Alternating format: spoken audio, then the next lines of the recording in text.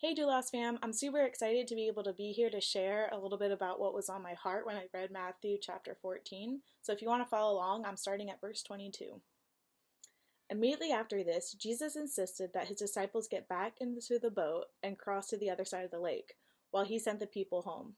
After sending them home, he went up into the hills by himself to pray. Night fell while he was there alone. Meanwhile, the disciples were in trouble far away from land, for a strong wind had risen, and they were fighting against heavy waves. About 3 o'clock in the morning, Jesus came towards them, walking on the water. When the disciples saw him walking on the water, they were terrified. In fear, they cried out, "It's a ghost!" But Jesus spoke to them at once. "Don't be afraid," he said. "Take courage, I am here." Then Peter called to him, "Lord, if it's really you, tell me to come to you, walking on the water." "Yes, come," Jesus said. So Peter went over to the side of the boat and walked on the water towards Jesus. But when he saw the strong wind and the waves, he was terrified and began to sink. "Save me, Lord," he shouted. Jesus immediately reached out and grabbed him. "You have so little faith," he said. "Why did you doubt me?" When they climbed back into the boat, the wind stopped. Then the disciples worshipped him. "You really are the Son of God," they exclaimed. So it's actually really cool to read this story and focus on Peter in this. Peter actually, it took him a tremendous amount of faith for him to be able to step out of that boat and walk on that churning water towards Jesus. We so often want to focus on Peter's cry for help and the fact that that happened rather than the fact that Peter actually did walk on water. He's the only one besides Jesus to ever do something like that, which is pretty crazy. But when we actually think about it, he did that incredible thing, but what caused him to stop is because he took his eyes off of Jesus and he started focusing on the worries about him, which was the storm that was coming. He demonstrated his ability to be able to walk on water, but then that's when the doubt came in. It's cool also to look in this passage to see that Jesus was there to provide support to Peter when he needed it. When he started to sink, immediately Jesus reached out his hand and he caught Peter, which is crazy to think about. That's so cool.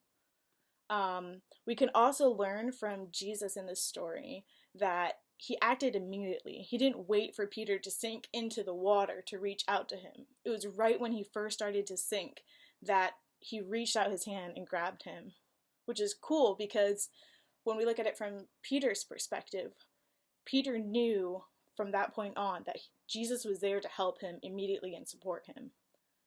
We can also see that by Jesus reaching out his hand, he used a personal touch, which is kind of cool too, because it shows that God is not just some far off thing that we often want to think that he is, or that it sometimes feels like in our day-to-day lives.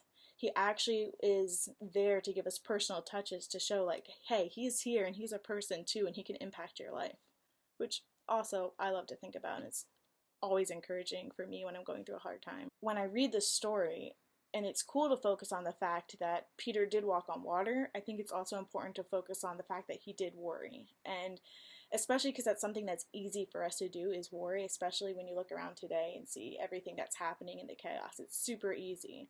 But I think that for me, I need to really focus on the effects of worry. And for this story, Peter's effect on worrying caused him to start to sink in the water. And I think that it's kind of like that for us too. When we focus on worry, there's areas that we start to sink in. And for me, sinking can be a spiral of negative thoughts or, unneeded worry and anxiety. And so I just think that it's important to realize that Peter did something incredible, and that incredible thing was walking on water, but that stopped when he began to worry. And so you and I can be doing incredible things in our life, for God, whether that's ministering to people or a gift he's given you or job success.